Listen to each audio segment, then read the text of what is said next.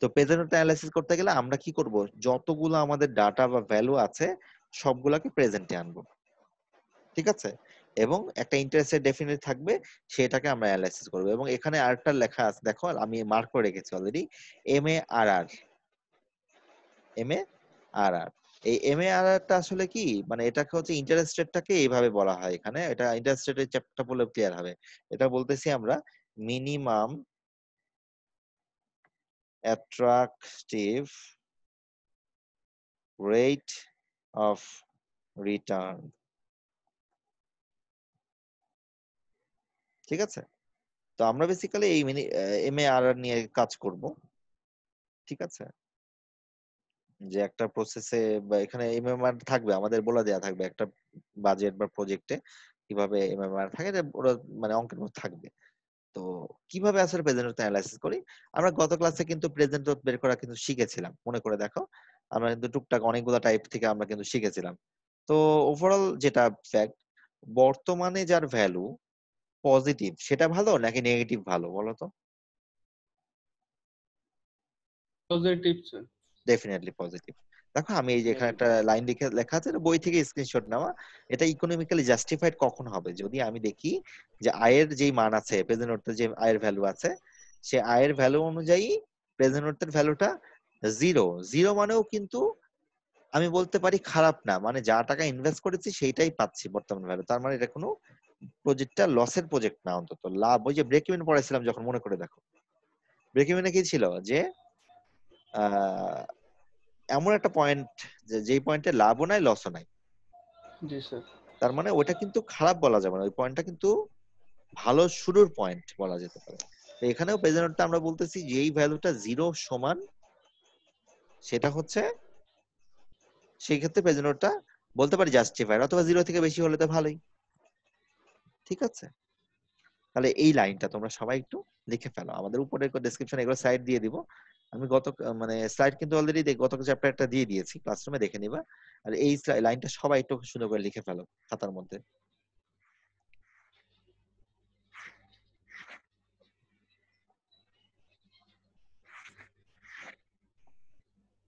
তো এখানে আসলে হবে কি, এখানে আমাদের যত টাইপের টাকা পয়সা ইনভেস্টমেন্ট আছে, তো এগুলো সবকে আমরা পজিটিভ বা নেগেটিভ একটা ইমপ্লিমেন্টেশনে দেখাবো। তো তারপরে আমরা ফাইনালি সিদ্ধান্ত নিব যে আমাদের এটা ভালো না খারাপ। ভালো না খারাপের সিদ্ধান্ত কিন্তু সামনে অলরেডি আমরা বুঝে ফেললাম যে কিভাবে ডিসিশন নিই, সেটা হচ্ছে এটা। তো মোটামুটি মানে লেখা হয়ে গেছে সবার। আমি এখানে দুটা জি জিনিস স্যার। নিয়ে একটু কথা বলে নিই, তারপরে আমি শুরু করি। তো দুটা জিনিসের মধ্যে প্রথমে হচ্ছে কস্ট আর নেগেটিভ কস্ট। কস্ট মানে তো বুঝতেই পারছি, কস্ট মানে কি, খরচ। খরচ। আর নেগেটিভ কস্ট মানে কি, কষ্টের উল্টা, সেটা কি বলতো? উল্টা পাল্টা খরচ। না, না, এটা হচ্ছে গিয়ে কষ্টের উল্টাটা, মানে এটা হচ্ছে ইনভেস্টমেন্ট, এটা কিন্তু খরচের উল্টাটা, ঠিক আছে, এটা কিন্তু খরচের উল্টাটা হচ্ছে ইনভেস্টমেন্ট। বা বললাম বুঝতে স্যালভেজ ভ্যালু, পেরেছি। এটা কিন্তু কষ্টের উল্টাটা, এটা উল্টা পাল্টা খরচ না, ঠিক আছে। এটা হচ্ছে নেগেটিভ বুঝতে কস্ট, মানে আমি পেরেছি। কি বলবো, সেটা হচ্ছে খরচের উল্টাটা, মানে যেটাকে বলতে ইনভেস্ট বলতে পারি, অথবা বলতে পারি যে কি বললাম, লাইক সালভেজ ভ্যালু বলতে পারি, বা অথবা বলতে পারি অ্যানুয়াল ইনকাম। এগুলো কিন্তু সবই কস্টের উল্টাটা। তবে আমার একটা বিজনেস করতে গেলে প্রপোজালের ক্ষেত্রে, আমি গত ক্লাসে এগুলো বলেছিলাম যে আমাদের অনেকগুলো পসিবিলিটিস আছে, অনেক ধরনের প্রজেক্ট থাকতে পারে, সবগুলোকে আমি অ্যানালাইসিস করে সিদ্ধান্ত নিব যে কোনটা আমার জন্য ভালো, কোনটা আমার খারাপ। আমি গত ক্লাসে বলেছিলাম যে সরকারি প্রজেক্ট যদি হয়, সেক্ষেত্রে সরকার জি কিন্তু স্যার। আগে ফিজিবিলিটি অ্যানালাইসিস করবে, যে এটা মানে ফিজিবল কিনা, তারপরে যাওয়া উচিত। এখন যে আমি তো আসলে বাণিজ্য মন্ত্রণালয়ের লোক না, ফিনান্সের লোক না, এটা কিন্তু আমি আগেই বলেছি। এই যে আমরা এটা যা পড়ছি, এটা কিন্তু বিজনেসের লোকজনের জন্য ফিনান্সে পড়ে, ফাইন্যান্সিয়াল ম্যানেজমেন্টে পড়ে, বা ফাইন্যান্স ম্যানেজটি এই কাজগুলো করা উচিত। আর আমি তো ওই মন্ত্রণালয়ের লোক না, আমি জানি না আসলে ওখানে করে কি করে না। তবে এটুকু বলতে পারি যে এটা করলে ভালো, বা আমি যদি নিজে বিজনেস করতে চাই আমার ক্ষেত্রে এটা করা উচিত। তাহলে দুটো জিনিস বুঝে ফেললাম কিন্তু, কস্ট আর নেগেটিভ কস্ট। হ্যাঁ, তো এইগুলো আসলে অনেক সময় কোশ্চেনের ভিতরে ছোট ছোট আকারে চলে আসে, এই জন্য তখন বুঝবা না, এই জন্য বলে রাখলাম। মানে সোজা কথা, নেগেটিভ কস্ট মানে one kind of investment, sorry, salvage value বা আর্নিং, রেভিনিউ বলতে পারি, রেভিনিউ। তো কিছু ডিসিশনের ব্যাপার স্যাপার চলে আসে। তো দেখো এই কথাটা আমি আগেই বলেছি, এই যে দেখো এই যে ওয়ান, এখানে একটা কথা বলেছি, এখানে আর সেকেন্ড কথাটাও বলা আছে। দেখো এই লাইনটা কিন্তু সবাই অলরেডি লিখে ফেলেছো, এই যে alternatives if present note is zero আর জিরো থেকে বড় অথবা জিরো সমান যদি হয়, তাহলে হচ্ছে আমরা বলতে পারি এটা economically justified. Are requested MARR মানে কি? Minimum attractive rate of return. মানে মোট কথা আয়ের যে ভ্যালুটা দেওয়া আছে বা যেটা আমাদেরকে প্রপোজ করছে অ্যাট্রাকটিভ, আমাদের কাছে মনে হচ্ছে সেইটা আমাদের মিট করে কিনা। আচ্ছা, এবং অনেক সময় কিন্তু একের অধিকও হতে পারে, একের অধিকও কিন্তু অনেক সময় হতে পারে প্রজেক্ট। এখন যদি একের অধিক মানে 2 অথবা 2 এর বেশি হয়, একের অধিক মানে 2 অথবা 2 এর বেশি হয়, প্রেজেন্ট নোটের ভ্যালু যেটা নিউমেরিক্যালি লার্জেস্ট। নিউমেরিক্যালি লার্জেস্ট মানে কি বলতো? আমি একটু ইয়ে করি, এটা আগে মার্ক করি, তারপর নিউমেরিক্যাল লার্জেস্ট বোঝানোর চেষ্টা করি। এই হচ্ছে আমাদের কয়েকটা ডাটা আমি লিখি, হ্যাঁ, লাইক প্রেজেন্ট নোটের ভ্যালু লিখছি, দেখলাম হচ্ছে $120, ডলার সাইন দিই, হ্যাঁ। তারপর লিখলাম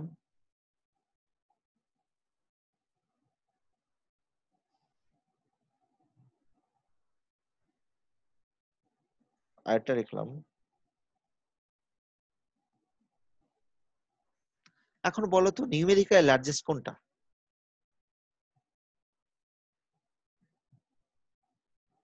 $1200 স্যার। এক্স্যাক্টলি, নিউমেরিক্যাল লার্জেস্ট হচ্ছে $1200। আবার এখানে বলেছে দেখো মোর পজিটিভ, আমরা এখানে কোন প্যারামিটার উপর করলাম জানো এই কাজটা করলাম? একটু আগে নিউমেরিক্যাল লার্জেস্ট চিন্তা করলাম, কিন্তু আমরা চিন্তা করলাম মোর পজিটিভ। এইগুলোর মধ্যে সবচেয়ে বড় পজিটিভ কে? সেটা হচ্ছে নিউমেরিক্যালি লার্জেস্ট। আবার এটাও বলতে পারতাম লেস নেগেটিভ। স্যার এই জিনিসটা বুঝি নাই স্যার, যে কিভাবে লার্জেস্ট একটু বুঝে বলবেন? এই 1200 আর $12 -12 মানে কি? খরচ 1200, খরচ $12, আর $1200 মানে পজিটিভ। আমার পকেটে $1200 আছে আর আমি $1200 লোনে আছি, কোনটা ভালো? স্যার 1200। হ্যাঁ সেটাই। এখানে নেগেটিভ মানে আমার খরচ, পজিটিভ মানে আমার আমার আর্নিং। তো এইগুলো তো আমি আগেই বলেছি, ফার্স্ট চ্যাপ্টারে বলেছি। আর আচ্ছা, আর একটা বললাম লেস নেগেটিভ। এখন লেস নেগেটিভ নিয়ে একটু পরিষ্কার করে কথা বলি, দেখো আমি আরো দুটা ডাটা লিখছি। সব 12 লিখলে তোমরা বলবো স্যার আজকে 12 খালি লিখতেছেন কেন, এই জন্য আমি চেঞ্জ করলাম। আচ্ছা,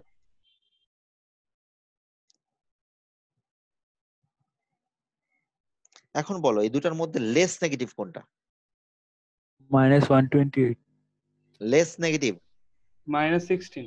এক্স্যাক্টলি, -16 জি লেস স্যার। নেগেটিভ।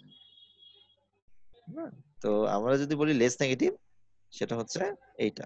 তো এখন তাহলে দুটা প্রজেক্টের মধ্যে আমি এই দুটার মধ্যে একটা আমাদেরকে চুজ করতে হবে। এখন এই যে এত কথা বললাম, এটা কাদের জন্য জানো? এটা হচ্ছে মিউচুয়ালি এক্সক্লুসিভ এর জন্য। মিউচুয়ালি এক্সক্লুসিভ কি বুঝো? কখনো না নাম স্যার। শুনছো? না মনে হয় শুনছো, মনে হয় এই সেটের অঙ্ক করছো না? জি স্যার। সেটের অঙ্কের মধ্যে ওই যে probability of A, probability of E, A intersection B, এগুলোর মধ্যে তো একটা মিউচুয়ালি এক্সক্লুসিভ একটা সূত্র জি ছিল। স্যার। ফর্মুলা তো ডেফিনেটলি করেছো মিউচুয়ালি এক্সক্লুসিভ, জি স্যার। কিন্তু জিনিসটা মনে হয় বুঝো না, নাকি বুঝো? বুঝলে বলো আমাকে, আমি বুঝাই দিব, সমস্যা নাই। স্যার ওই যে দুইটা থেকে কমন নেয় যে স্যার, মানে দুইটা না, থেকে কমন না, এইটাতে আছে ওইটাতে না, নাকি স্যার দুইটা? সবই ঠিক আছে, সবই ঠিক আছে। আসলে জিনিসটা মিউচুয়ালি এক্সক্লুসিভ এর সিচুয়েশনটা আমি বলি। আচ্ছা, মিউচুয়াল এক্সক্লুসিভ হচ্ছে এমন কোন ইভেন্ট, আমরা আসলে এখন এটা অত ভালো বুঝবো না, আমরা নেক্সট চ্যাপ্টার সেমিস্টারে আমাদের একটা কোর্স আছে, কোর্সটা হচ্ছে নাম হচ্ছে প্রবাবিলিটি এন্ড স্ট্যাটিস্টিক্স। ওইখানে মিউচুয়াল এক্সক্লুসিভ যেই স্যারই পড়াক তিনি ভালো করে বুঝাবেন, আমিও পড়াতে পারি, অন্য টিচারও পড়াতে পারেন, তারা এটা ভালো করে বুঝাবেন। এখন মিউচুয়াল এক্সক্লুসিভ আসলে সিচুয়েশনটা কি? সেটা হচ্ছে এমন কোন ইভেন্টস, এমন কোন ইভেন্টস যেই ইভেন্টস এর মধ্যে যে কোনো একটা ঘটবে, দুটো একসাথে ঘটবে না। যদি দুটো একসাথে ঘটে তাহলে সেটা মিউচুয়াল এক্সক্লুসিভ না, সেটা হচ্ছে গিয়ে ইন্ডিপেন্ডেন্ট। কিন্তু হয় এটা ঘটবে না ওটা ঘটবে, এরকম কিছু সিচুয়েশন হতে পারে। যেমন আমি একটা উদাহরণ দিই, তোমার কে যদি বলি তুমি ক্লাস করছো, মানে এখন না, অনলাইন না, অনলাইনে তো ইস্যু আলাদা। তোমাকে বললাম আমি যে তুমি তোমার একই সময়ে দুটা ক্লাস পড়ে গেছে, একটা রিটেক কোর্স আর একটা আমার কোর্স। মনে করো ইন্ট্রোডাকশন টু আই আর হচ্ছে এই কোর্সটা পড়ে গেছে একসাথে। এখন এই দুটা কোর্স যখন একসাথে পড়ে গেছে একই রুম টাইমে, তাহলে তুমি কি একসাথে দুটা ক্লাসে অ্যাটেন্ড করতে পারবা? না না স্যার। স্যার। তুমি হয় আই চুজ করবা, ইন্ট্রোডাকশন টু আই চুজ করবা, অথবা ইঞ্জিনিয়ারিং ইকোনমি চুজ করবা। এই দুটা ইভেন্ট হচ্ছে মিউচুয়ালি এক্সক্লুসিভ। আরেকটা এক্সাম্পল দিই, মনে করো তুমি একটা চিপস, পটেটো চিপস কিনেছো। একটা পটেটো চিপস বা যে কোনো একটা প্রোডাক্ট যেগুলোতে ওয়েট দিয়ে মেজার করা হয়, সেখানে কিন্তু ওয়েট দিয়ে মেজার করলে এখানে অনেকগুলো ইভেন্ট তৈরি হয়। এখন একটা প্যাকেটের মধ্যে মনে করো তেল থাকার কথা 1 লিটার, ওই যে মনে করো সয়াবিন অয়েল 1 লিটার থাকার কথা, ঠিক আছে? এখন ওই কন্টেনারের মধ্যে 3টা কিন্তু ইভেন্ট হতে পারে। 1 লিটার থাকতে পারে, কমও থাকতে পারে, বেশিও থাকতে পারে। খেয়াল করো, কমও থাকতে, একই কন্টেনারে কমও থাকতে পারে, বেশি থাকতে পারে, আবার কি হতে পারে, যেটা হওয়ার কথা সেটাও থাকতে পারে। এখন ব্যাপারটা হচ্ছে একই কন্টেনারে কি একই সাথে কম বেশি এবং যেটা থাকা সেটা থাকবে? বুঝাতে পারলাম না না। স্যার, হয় থাকবে না স্যার, সেটাতে একটা থাকবে, হয় 1 লিটার থাকবে, হয় কম থাকবে, নাই না বেশি হয় থাকবে। বেশি এগুলো থাকবে। হচ্ছে মিউচুয়ালি এক্সক্লুসিভ ইভেন্টস, ঠিক আছে? তো এই জি ধরনের স্যার। ইভেন্ট গুলার ক্ষেত্রে আমরা বেসিক্যালি যখনই মিউচুয়াল এক্সক্লুসিভ হবে সেসব ইভেন্টের ক্ষেত্রে আমরা কি করব, আমরা হচ্ছে যে কোনো একটাকে জাস্টিফাইড করে পছন্দ করব, কারণ যে বাকিগুলো আমার নেওয়া পসিবল না, যে কোনো একটা নিতে হবে, ঠিক আছে? কিন্তু যদি জি এমন স্যার। হয়, যেমন সরকারি অনেকগুলো প্রজেক্ট আছে, এগুলো ইন্ডিপেন্ডেন্ট প্রজেক্ট হতে পারে। যেমন একটা প্রজেক্ট হচ্ছে মেট্রো রেল, মেট্রো রেল তো ট্রেন যাবে উপর দিয়ে। জি স্যার। আবার তার সাথে আরেকটা প্রজেক্ট হচ্ছে বিআরটি, গাজীপুর থেকে ঢাকার দিকে একটা রাস্তা। জি স্যার। এটা আলাদা, দুটা কিন্তু আলাদা প্রজেক্ট। আবার দেখো মেট্রো রেলের যে লাইন, মেট্রো রেল মনে করো সরকার যখন ফিজিবিলিটি অ্যানালাইসিস করছিল, আমি জানি না এগুলো করেছে কিনা, আমি এক্সাম্পল দেওয়ার জন্য বলছি, সরকার যখন ফিজিবিলিটি অ্যানালাইসিস করতে যাচ্ছিল তখন কিন্তু সরকার এরকম প্ল্যান করছিল যে লাইক এরকম, যে একটা প্রজেক্ট, সেই প্রজেক্টের ক্ষেত্রে দেখছে যে আমাদের টার্গেট কি, আমাদের সবচেয়ে বেশি মানুষজন থাকে অফিস করে মতিঝিলে, এবং মিরপুরে যাত্রীর সংখ্যা খুব বেশি, মিরপুরের রাস্তাঘাট অনেক ন্যারো। তা কি করতে পারে, মিরপুর থেকে মতিঝিলে একটা রাস্তার ব্যবস্থা করবে, কথার কথা। এখন ব্যবস্থা দুটা হতে পারে, একটা হতে পারে যে সেটা মিরপুর থেকে মতিঝিল পর্যন্ত পুরা রাস্তা কি হবে, মেট্রো রেল হবে, অথবা নিচ দিয়ে আন্ডারগ্রাউন্ডেড পথে হবে, টানেল হবে। মানে মেট্রো রেলটা কিন্তু দুদিকে হতে পারতো, উপরেও হতে পারে নিচেও হতে পারে, যেটাকে আমরা ওই যে অনেক সময় মেট্রো বলি বাইরের কান্ট্রিতে, কলকাতাতেও আছে, নিচে আন্ডারগ্রাউন্ডে আছে, লন্ডনে আছে। তো দুটার মধ্যে যে কোনো একটা চুজ করতে হবে, একটা উপরে একটা নিচে তো আপাতত দরকার নাই, যে কোনো একটা হলে হয়। তাহলে এই ইভেন্টটা হচ্ছে মিউচুয়ালি এক্সক্লুসিভ, ঠিক আছে? তো যাই হোক, এরকম মিউচুয়ালি এক্সক্লুসিভ ইভেন্ট আরো সামনে শিখবা, তো এগুলা পরে আরো ক্লিয়ার হবে আর কি। দেখ আমরা পরের স্লাইডে যাই। অলরেডি যেই কথাগুলো এতক্ষণ বললাম আমার মনে হয় সেগুলো এখন তোমাদের কাছ থেকে জাস্টিফিকেশনের সময়। আমি আগেই বলেছিলাম নিউমেরিক্যাল লার্জেস্ট। দেখো এখানে দুটা আছে, প্রেজেন্ট অ্যানালাইসিস এ ইভেন্ট এবং বি ইভেন্ট, মানে দুটা প্রজেক্ট আছে, এ প্রজেক্ট আর বি প্রজেক্ট, বা এ অল্টারনেটিভস বি অল্টারনেটিভস। তাহলে এখন বলো যে এই দুটার মধ্যে কোনটা ভালো, প্রথমটা? তোমরা আইডি গুলা ইনবক্সে দিয়ে দিও, হ্যাঁ? এই দুটার মধ্যে কোনটা ভালো, এ ভালো না বি ভালো? এ হচ্ছে $2300 খরচ হচ্ছে, বি হচ্ছে $1500 খরচ হচ্ছে, কোনটা ভালো? B B. হ্যাঁ, জি স্যার। বি ভালো। পরেরটা দেখো, পরেরটা বলতেছি এ প্রজেক্টে খরচ হচ্ছে $500 আর বি প্রজেক্টে লাভ হচ্ছে $1000। নিউমেরিক্যালি কোনটা ভালো? B sir sir. B. B sir, B. দেখো পাশে দেওয়া আছে। তারপরে 3 নাম্বার লাইন, $2500 আমাদের পজিটিভ, মানে আয় আমাদের, আর একটা তো $2000 আয়, কোনটা ভালো? এ। 2500। মানে এ প্রজেক্টটা ভালো আমাদের জন্য, এ আউটপুটটা ভালো। আবার আরেকটা হচ্ছে $4800 আমাদের আর্নিং 4800 হবে, এ।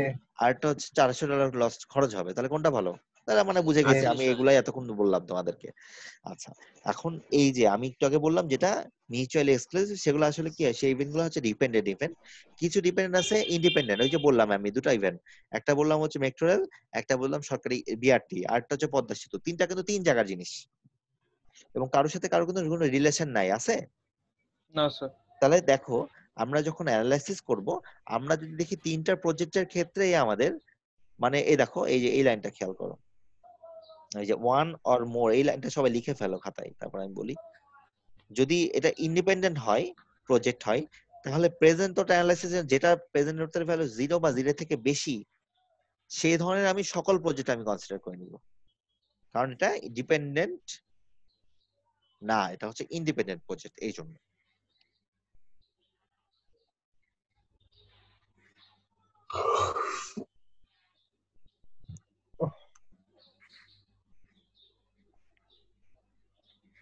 ঠিক আছে?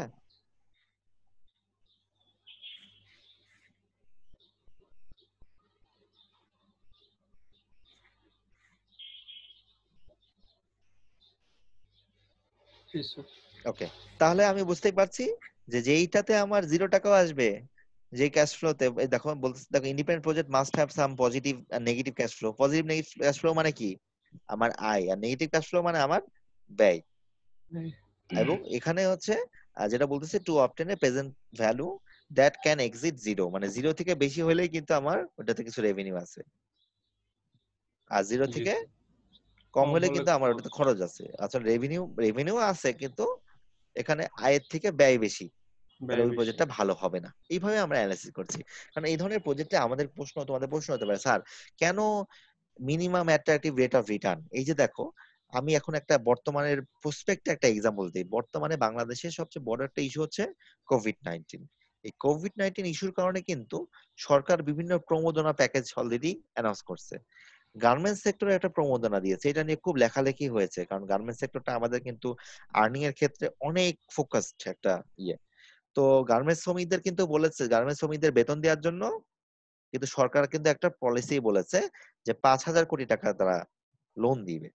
এবং সরকার বলেছে কি, সেই লোনটা হবে হচ্ছে 2%। তাহলে এই যে 2%, এইটা কিন্তু যে লোনটা নিবে তার কাছে একটা অ্যাট্রাকটিভ পলিসি বা অ্যাট্রাকটিভ রেট অফ রিটার্ন মনে হতে পারে।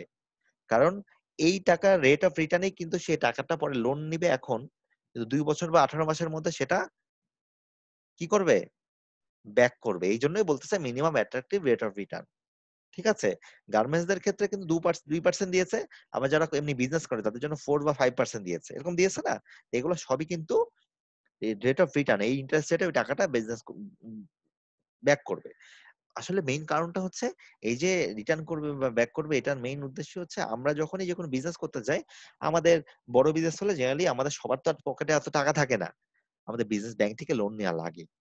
তো ওই লোন নিলে আমরা কিভাবে সেগুলোকে সমাধান করব, মানে লোনটাকে ফেরত দিব, সেগুলাই আসলে আমরা এখানে দেখাচ্ছি। ঠিক আছে? তাহলে এই যে মোটামুটি আমি বোঝানোর চেষ্টা করলাম মিনিমাম অ্যাট্রাকটিভ রেট অফ রিটার্নটা আসলে জিনিসটা কি। কোনো প্রশ্ন না থাকলে আমি পরের স্লাইডে যাব। মনে হয় নাই নাকি? না স্যার, কোশ্চেন নাই। আচ্ছা, আমরা পুরানো একটা অঙ্ক করছি। এই অঙ্কটা আমরা আগেই করেছি, এই জন্য আমি এটাতে আর যাচ্ছি না। মোট কথা এখানে আমাদের এই অঙ্কটা একটু ক্যাশ ফ্লোটা দেখাই, তাহলে বুঝতে সুবিধা হবে। এখানে অ্যানুয়াল ভ্যালু ছিল আমাদের অনেকগুলা, অনেকগুলো মানে একটা অ্যানুয়াল ভ্যালু 20 বছর ধরে আমাদের কাজ করেছে। এই যে সেই অ্যানুয়াল ভ্যালু হচ্ছে এইটা, মার্ক করে দিচ্ছি। এই হচ্ছে আমাদের অ্যানুয়াল ভ্যালু। আর দুটা ফিউচার ভ্যালু ছিল, মনে পড়ে? দুটা ফিউচার ভ্যালু ছিল। হুম, এই একটা, এই একটা। তো এই ভ্যালু গুলাকে কিন্তু আমরা প্রেজেন্টে কনভার্ট করেছিলাম। তো প্রেজেন্ট তথ্যের ক্ষেত্রে আমরা অ্যানালাইসিস করে এইভাবেই জাস্টিফিকেশন করি। তো গত অঙ্কটা যে করেছি তখন কিন্তু আমরা এই অঙ্কতে জাস্টিফাইড করি নাই যে এই প্রজেক্টটা কি জাস্টিফাইড, ইকোনমিক্যালি জাস্টিফাইড কি জাস্টিফাইড না। বাট আজকে আমি এখানে জাস্ট তোমাদের ডাটা অ্যান্সার দেখায় বোঝাবো এটা জাস্টিফাইড কি জাস্টিফাইড না। কি সমস্যা?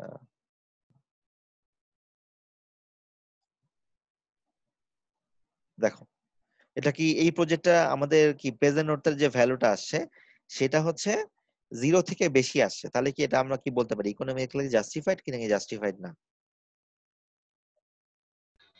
Sir justified. এটা ইকোনমিক্যালি জাস্টিফাইড। আমি একটা এক্সাম্পল দিলাম, আমরা তো আরো অঙ্ক করবো তখন আরো ক্লিয়ার হবে।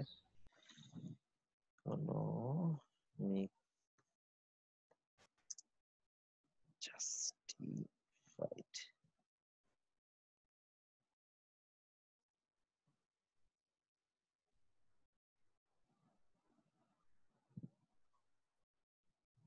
এই হচ্ছে মোটামুটি আমাদের আহ, বোঝা হয়ে গেল।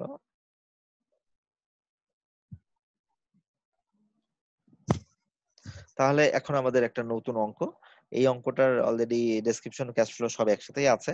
তা আমরা একটু দেখি, এটা হচ্ছে সুলিভানের বইয়ের 5.1 চ্যাপ্টার।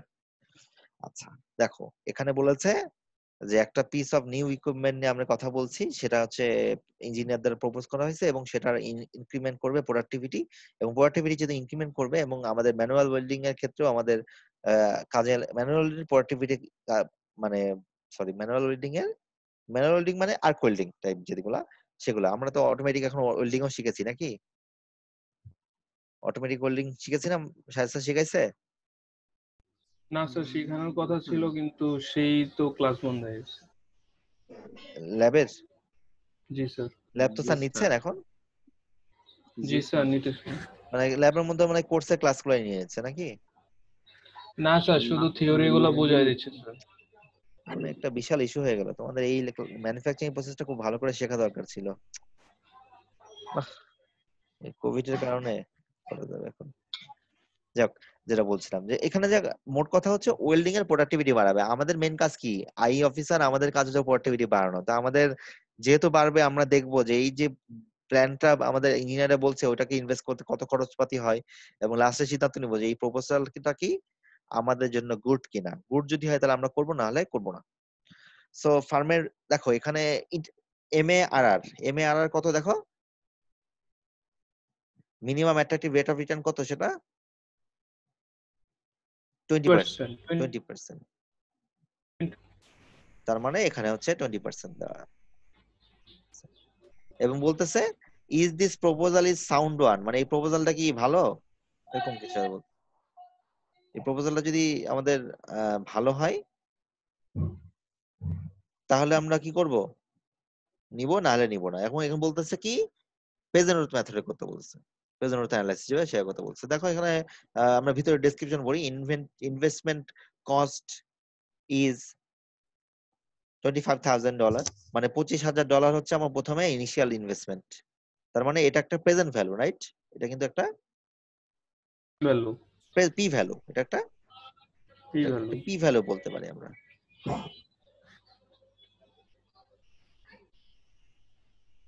এটা একটা পি ভ্যালু। প্রথম অঙ্কটা একটু স্লো পড়ায়, তারপরে পরেগুলা তো তোমরা বুঝিয়ে ফেলবা ইনশাআল্লাহ। তারপরে হচ্ছে the equipment will have a market value 5,000 $5,000 end of the study period of year 5 years. তার মানে 5 বছর পরে এই প্রোডাক্টটার যে ভ্যালুটা সেটা হচ্ছে 5,000 টাকা মার্কেটে বিক্রি করা যাবে। Future value. মানে it's a future value and this a one kind of salvage value, মানে দ্যাট ইজ পজিটিভ ভ্যালু। জি স্যার। আর ইনিশিয়ালি যে ইনভেস্ট করেছিলাম সেটা কি ছিল, নেগেটিভ ভ্যালু। এটা কিন্তু নেগেটিভ। স্যালভেজ ভ্যালু, বা এটা কিন্তু পজিটিভ ভ্যালু বলতে পারি আমরা, স্যালভেজ ভ্যালু। এফ পজিটিভ লিখে রাখি তাহলে বুঝতে সুবিধা হবে। এটা হচ্ছে পজিটিভ ভ্যালু, যেহেতু স্যালভেজ আমি টাকাটা পাবো। আচ্ছা, তারপর বলতেছে কি যে increase productivity attributable to a equipment will amount 8,000 per year. Extra opening cost has been subtract from the revenue generated by additional production. দেখো, আমরা এই যে প্রোডাক্টিভিটি বাড়াই দিবে, তাহলে বছরে আমাদের আরো 8,000 টাকা অতিরিক্ত আর্নিং হতে পারে। বুঝতে পারলাম? জি স্যার। তার মানে খেয়াল করো, increase productivity attributed to the equipment will amount এত টাকা, 8,000 per year. Extra opening cost has been subtract মানে কি, দেখো কস্ট কমে গেছে, তার মানে কিন্তু রেভিনিউ বেড়ে গেছে। তার মানে এই যে দেখো, এই জন্য ভালো করে কোশ্চেন বুঝতে হবে, কিন্তু এখানে কিন্তু ক্যাশ ফ্লো ডায়াগ্রাম অনেক সময় থাকবে না, এই জন্য ক্যাশ ফ্লো ডায়াগ্রাম আঁকা ইম্পর্টেন্ট। এই লাইনটা আমি একটু মার্ক করে দিই, তাহলে তারপরে আমরা যাবো। দেখো বলছে কি increase productivity attributable to the equipment will amount of 8,000 per year. Extra opening cost has been subtract, মানে যেমন ওপেনিং কস্ট খরচ হয় সেরকমই হচ্ছিল, তার থেকে 8,000 টাকা খরচ কম হবে। কেন খরচ কম হবে? কারণ প্রোডাকশন বেড়ে যাবে বলে। তাহলে এটা এই 8,000 টাকা একটা রেভিনিউ, এটা কিন্তু একটা রেভিনিউ, এবং এটা কিন্তু কি ভ্যালু বলতো, এটা একটা অ্যানুয়াল ভ্যালু অ্যানুয়াল পার ইয়ার। পার ইয়ার। হ্যাঁ, এটা একটা রেভিনিউ। আমরা মোটামুটি যা যা ছিলাম বের করে ফেলছি। এখন আমাদের জি স্যার। মানে অ্যানালাইসিস করা খুব সোজা এবং এটা কিন্তু পজিটিভ, তাই না? তাহলে দুটা পজিটিভ পাওয়া গেলে একটা নেগেটিভ পাওয়া গেছে।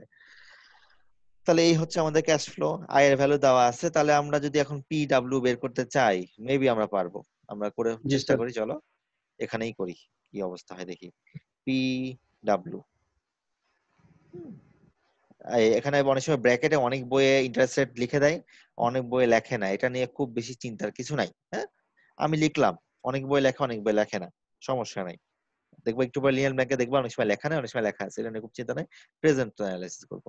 তাহলে প্রথমে আমাদের ফার্স্ট যে ভ্যালুটা সেটা হচ্ছে 25,000 টাকা। সেটা কি বর্তমানেই আছে না? জি তাহলে তার স্যার। সাথে কোনো ফ্যাক্টর ট্যাক্টর যোগ হবে? না স্যার। এটা কিন্তু মাইনাস খরচ। হবে না? এক্স্যাক্টলি, মাইনাস হবে। তারপরে দেখো 8,000 টাকা আমাদের একটা, আমি কিন্তু এখন অ্যানুয়াল। ফর্মুলাটা আমার লিখতেছি না, সরাসরি করতেছি, তুমিও পারবা আশা করি। জি স্যার। P/E তারপর হচ্ছে 20% 20%। আর 1 2 3 5 4 ইয়ার্স। 5 5 ইয়ার্স। আর তারপরে আরেকটা কস্টিং আর্নিং আছে আমাদের, সেটা হচ্ছে 5,000 টাকা 5000 P divide F by, by P/E হ্যাঁ 20%। 20%, 5 ইয়ার্স। 5 years। এই হচ্ছে আমাদের ওভারঅল জিনিস, ম্যাথমেটিক্স। এখন যদি আমরা এগুলাকে আবার একটু অ্যারো দিয়ে তোমাদের বোঝার সুবিধা দিয়ে দিই, সেটাও দেওয়া যেতে পারে। যেমন এটা হচ্ছে 25,000টা হচ্ছে এটা, যেহেতু খরচ এটা। আর উপরের যে পোর্শন যেগুলো আছে, যে আয় ব্যয়ের যে ব্যাপারগুলো, সেটা হচ্ছে উম, এটা। আর সাথে আরেকটা হচ্ছে আমাদের, আমি আসলে এত মার্ক করতাম না, আসলে কেন করছি, কারণ অনেকেই ক্লাস করতে পারছো না, তাদেরকে যাতে ভিডিওটা দিলে তারা যাতে মোটামুটি বুঝতে পারো। এই এই হচ্ছে আমাদের ওভারঅল। এখন এটার হিসাব কিতাব করতে হবে নাকি? জি স্যার।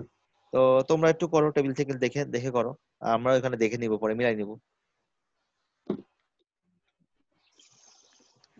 এটা সেভ করে রাখি, পরে দিয়ে দিব না।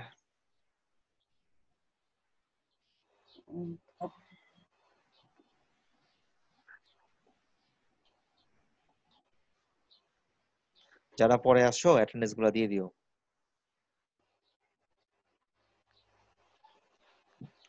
আমরা যা যা লিখলাম আমি তো মুছে ফেলছি,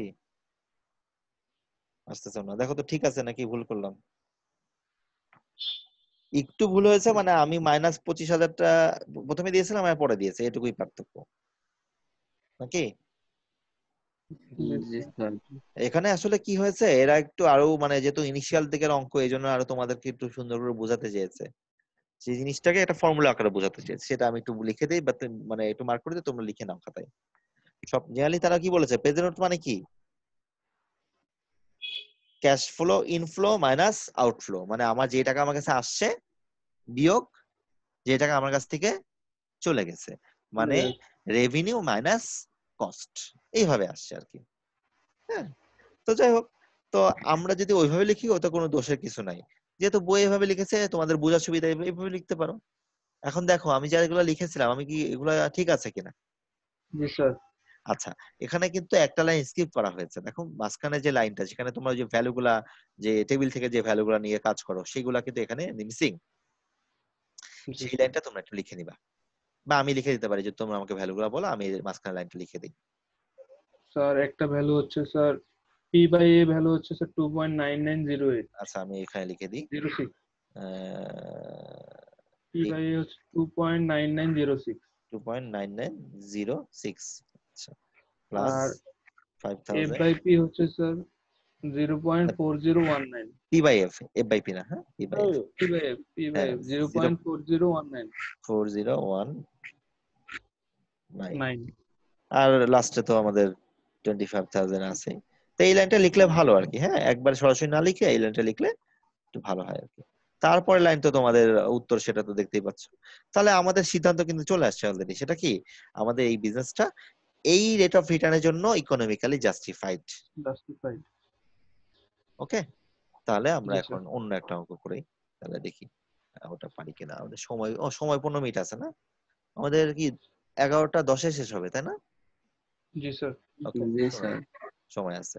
তাহলে এবার একটা নাসার প্রজেক্টের কাজ করে ফেলি, চলো আমরা সবাই। নাসার প্রজেক্টে ভয় লাগতেছে না তো নাকি? ইন্ডাস্ট্রিয়াল না ইঞ্জিনিয়ার সব জায়গায় যেতে পারে, নাসাতেও যেতে পারে। ঠিক আছে, ভয়ের কিছু নাই। ঠিক আছে? তোমাদের বিএফটির পেজে আমি দেখি প্রায় তোমরা লেখালেখি করো, ভালোই লাগে দেখতে। ভালো, ফেসবুক পেজে দেখি টুকটাক তোমরা অনেকেই, মানে অনেকে জানি না, আমি আসলে অনেক কে লেখে আমি অতটা জানি না, দেখি ভালোই অনেক কন্টেন্ট লেখো। ভালো। যাই হোক, এখানে একটা ইউনিভার্সিটি ল্যাবের, রিসার্চ ল্যাবের কথা বলা হয়েছে, সেটা রিসার্চ কন্ট্রাক্টর টু নাসা, নাসার সাথে একটা যুক্ত মানে কোনো কন্ট্রাক্ট আছে, এবং সেটা হচ্ছে কিসের উপর, হাইড্রোজেন এন্ড মিথানল বেসড। এবং ল্যাবের রিসার্চের জন্য 3টা ইকুয়াল টাইপের সার্ভিস মেশিন আমাদের কাছে চলে আসছে, এবং আমরা বের করতে চাচ্ছি ইকোনমিক্যালি জাস্টিফাইড কোন মেশিনটা সেটা। ঠিক আছে? এবং 3টার ক্ষেত্রে আমরা এই যে অ্যানালাইসিস করব, সেক্ষেত্রে আমাদের minimum attractive rate of return হচ্ছে 10%। এবং দেখো এখানে হচ্ছে আহ, কি মেথডে করতে বলেছে দেখো, ইডব্লিউ একটু বলে রাখি। দেখো এখানে কিন্তু বলেছে প্রেজেন্ট অর্থে অ্যানালাইসিস করতে বলেছে। অনেক ক্ষেত্রে অনেক অঙ্কে বলা থাকবে ফিউচার অর্থে অ্যানালাইসিস করতে, তখন একই জিনিস কিন্তু সব ডাটাগুলোকে আমি ফিউচারে নিয়ে যাব। ঠিক আছে? অনেক সময় অ্যানুয়াল অর্থে অ্যানালাইসিস করতে বলতে পারে, তখন সব ডাটাগুলোকে আমি অ্যানুয়ালে কনভার্ট করে ফেলবো, এইরকম আর কি। কারণ আমরা কিন্তু এখন প্রেজেন্ট ভ্যালুকে অ্যানুয়ালে কনভার্ট করতে পারি, অ্যানুয়াল ভ্যালুকে প্রেজেন্টে কনভার্ট করতে পারি, তাই না? শিখে গেছি কিন্তু আমরা এগুলা, তখন কোনো সেটা পসিবল হবে। তা আপাতত আমরা প্রেজেন্ট অর্থ নিয়ে কথা বলবো, এই চ্যাপ্টারটা প্রেজেন্ট অর্থের উপর বেস করেই করা। তো দেখতেই পাচ্ছ 3টা প্রজেক্ট।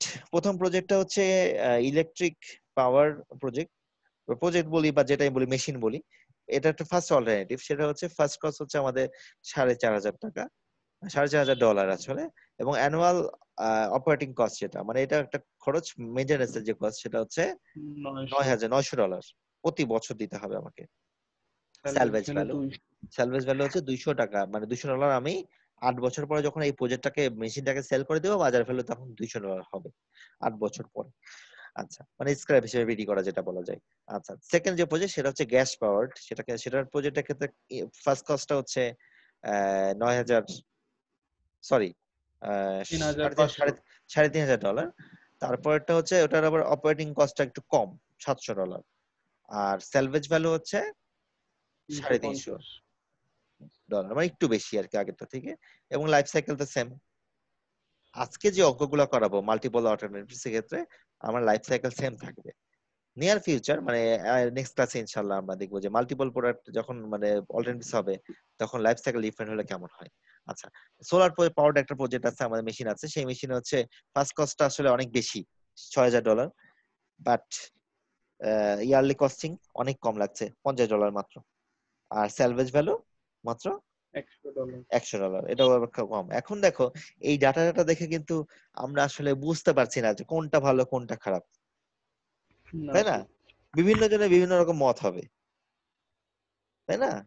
কিন্তু জি আমরা স্যার। আসলে এখন ফাইনান্সিয়ালি অ্যানালাইসিস করে দেখব, যে প্রেজেন্ট অ্যানালাইসিস করব, করে দেখব যে আমাদের এই প্রজেক্টের ক্ষেত্রে আমাদের আসলে কাদের ক্ষেত্রে, মানে কোনটার মেশিনের ক্ষেত্রে আমার ভালো, 3টা মেশিনের মধ্যে। ঠিক আছে?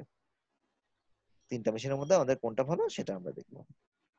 যাই হোক, তো আমি এটার ক্যাশ ফ্লোটাকে আমরা যদি না আঁকি, যদি আমি সরাসরি ইকুয়েশন গুলো লিখি, তোমাদের কি খুব বুঝতে সমস্যা হবে? না স্যার। আশা করি সমস্যা হবে না, হলে আমি পরে এঁকে বুঝাবো। তাহলে আমরা সময় কম, একটু লিখে ফেলি। আর একটু খেয়াল রাখতে হবে, বইয়ের এখানে কোনো একটা জায়গায় প্রিন্টিং মিস্টেক আছে, আমার কোন জায়গায় আছে সেটা একটু খেয়াল করতে পারছি না, তবে একটু দেখে নিবে অঙ্কটাতে বইয়ের ভিতরে ছোট্ট একটা প্রিন্টিং মিস্টেক আছে। তাহলে আমরা প্রথমে প্রেজেন্ট অ্যানালাইসিস করব কাদের জন্য? Sir electric power. হ্যাঁ, প্রথমে আমি ওটার নাম দিলাম ই। এখন বইয়ে কি নাম দিয়েছে আমার মনে নাই, দেখি আমরা এইভাবে করি। প্রথমে ইলেকট্রিক পাওয়ারের জন্য করব।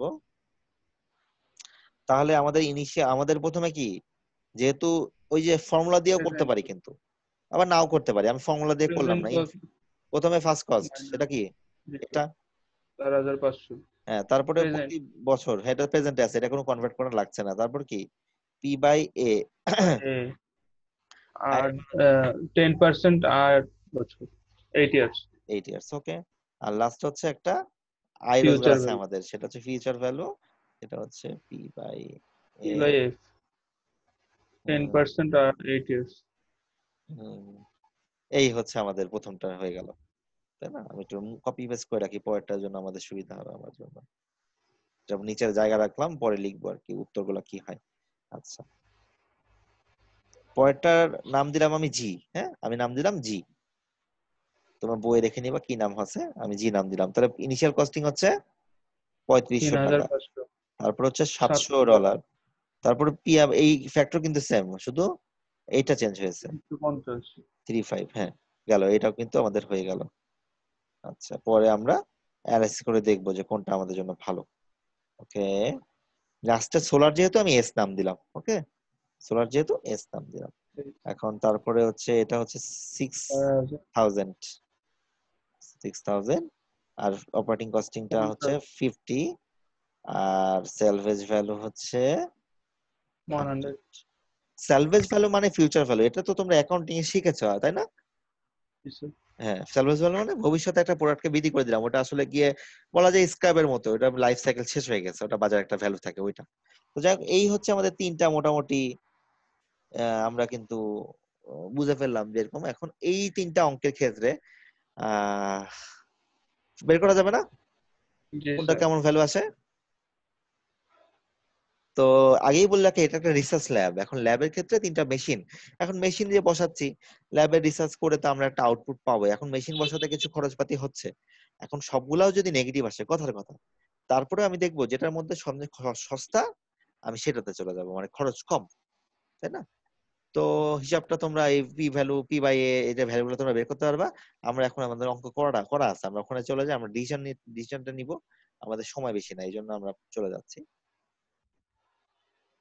খেয়াল করো, হ্যাঁ ওরাও ইজিএস ইউজ করেছে, তাহলে আমরা যা যা লিখেছিলাম তাই আছে এখানে দেখো। এবং এই যে ভ্যালুগুলো আমরা কিন্তু টেবিল থেকে আমাদের দুটা ভ্যালু বের করতে হবে, এখানে দুটা ভ্যালু বের করলে কিন্তু আমাদের হয়ে যাচ্ছে। একটা বের করতে হবে হচ্ছে এই যে পি বাই এ 10%, 8 ইয়ার্স এর জন্য একটা ভ্যালু বের করতে হবে।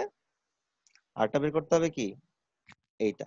এই দুটা ফ্যাক্টরের ভ্যালু টেবিল থেকে বের করে তারপর প্রতিটা ভ্যালু পুট করলে আমরা দেখো তিনটা জিনিস অ্যান্সার পেলাম। দেখো, প্রথমটা আমার খরচ হচ্ছে কত, 900 9000। 9208 টাকা। পরেরটা হচ্ছে 7071 টাকা, আর লাস্টেরটা হচ্ছে 6220 টাকা। ডলার, সরি সবই ডলার। তো এখন এর মধ্যে বলো আমি কোনটা বেটার? তো সোলার। সোলারটা বেটার না? দেখো, this solar machine is selected since present worth selected বলছে প্রেজেন্ট ওর্থ এটা সবচেয়ে লোয়েস্ট, এবং এটা হচ্ছে আমরা যে আগে বললাম numerically largest, this one is numerically largest one. Okay, তাহলে আমরা কিন্তু এটা এবং এটাকে বাদ দিয়ে দিচ্ছি। এবং এখানে সবই ডেসক্রিপশন, যেহেতু অঙ্কটা প্রথম দিকের অঙ্ক লেখা আছে। দেখো, স্যালভেজ ভ্যালুকে বলা হচ্ছে এই যে একটু আগে একটা কথা বলছিলাম নেগেটিভ ভ্যালু, নেগেটিভ কস্ট। দেখো, কস্টটাকে আমি নেগেটিভ ধরেছি, স্যালভেজ ভ্যালু কি নেগেটিভ কস্ট। দেখো, স্যালভেজ ভ্যালু কনসিডার যে নেগেটিভ কস্ট, সো এ প্লাস সাইন পিসিস দেন, মানে এটার আগে প্লাস সাইন থাকতে হবে। ওকে, তাহলে কি এখন নেগেটিভ কস্ট ভ্যালু আমি চিনে ফেললাম? জি স্যার। ঠিক আছে, নেগেটিভ কস্ট মানে কি নেক্সট লাইনে যেন কি বলছিলা, উল্টা পাল্টা খরচ। উল্টা পাঁচটা কস্ট। যাই হোক, তাহলে আমরা মোটামুটি এই ধরনের অঙ্কগুলা পারবো। এখন ব্যাপারটা হচ্ছে এইটার ইন্টারেস্ট রেট হচ্ছে 20%, 10%। এখন ইন্টারেস্ট রেট কিন্তু বেশি হতে পারতো, তখন কিন্তু এগুলা ভ্যারি করতো। ঠিক আছে, অনেক সময় কমও হতে পারতো। এই জন্য ইন্টারেস্ট মানে সবসময় যে একই অবজেক্টটাই ওকে হবে এমনটা না। ঠিক আছে, তো এটুকু যদি বুঝতে পারো তাহলে আর কোনো প্রশ্ন না থাকলে আমি পরের স্লাইডে যাব। আর যারা পরে আসছো তাদের কোনো প্রশ্ন আছে কিনা? অনেকেই পরে আসছো আজকে, এখন দেখতেছি 23 জন, কিন্তু প্রথমে যখন শুরু করি তখন 13-14 জন ছিল, 10 জন পরে আসছো। বলো তাদের কোনো প্রশ্ন আছে কিনা, এই পরে যারা যারা আসছে তাদের খুঁজে বের করি। এখন তো আর কিছু বলবা না। সাকিব আসছে আগে, অভি আসছে, পিয়াল মনে পড়ে আসছে। পিয়াল, পিয়াল কোনো প্রশ্ন আছে? জি স্যার, জি স্যার, না স্যার। আচ্ছা ঠিক আছে। জিমও দেখছি পরে আসছে, জিম প্রশ্ন আছে?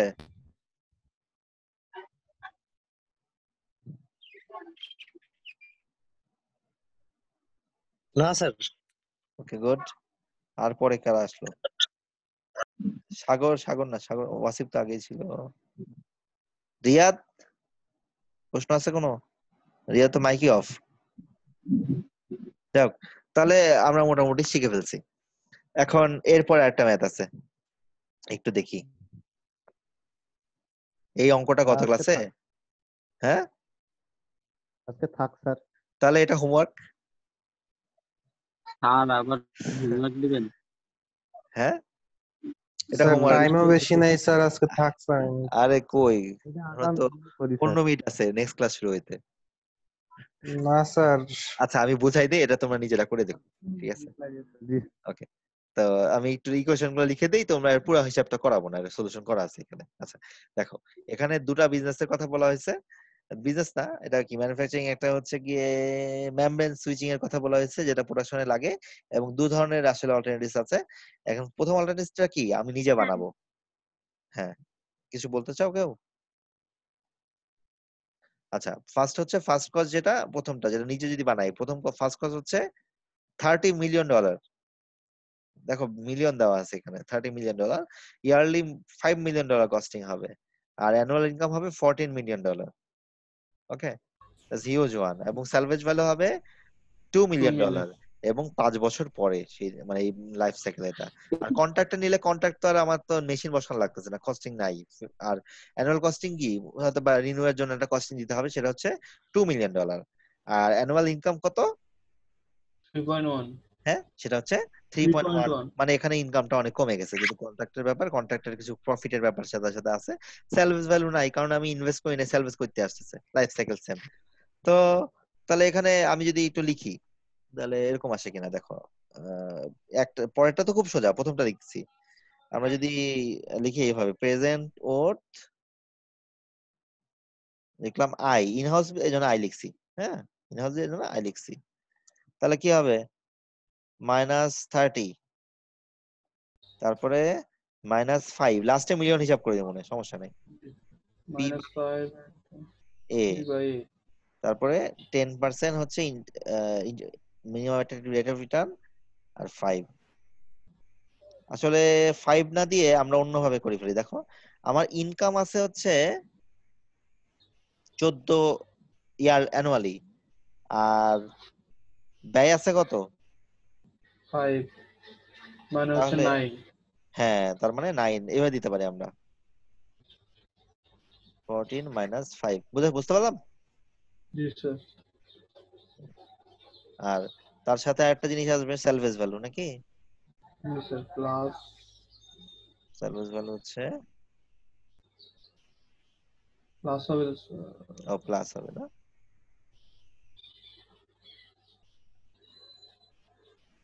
এটা আসতেছে না কেন?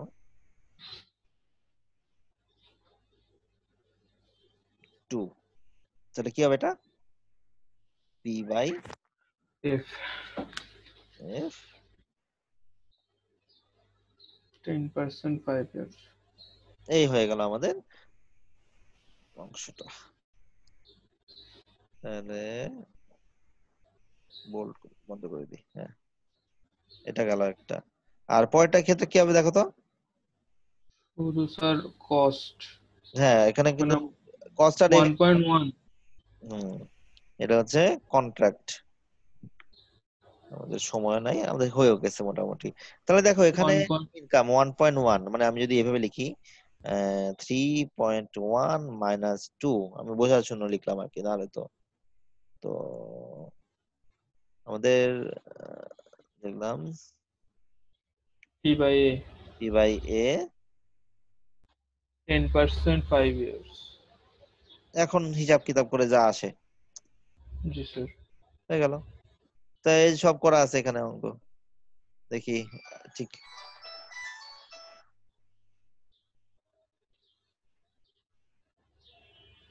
ঠিক আছে তো নাকি? হ্যাঁ, 3, এই যে জি স্যার। যেভাবে লিখছি সেভাবেই। আর এটা তাহলে এখন দেখো, দুটার মধ্যে কোনটা ভালো? In house. ইনহাউস ভালো, কারণ ইনহাউস আমাদের লাভ বেশি হচ্ছে।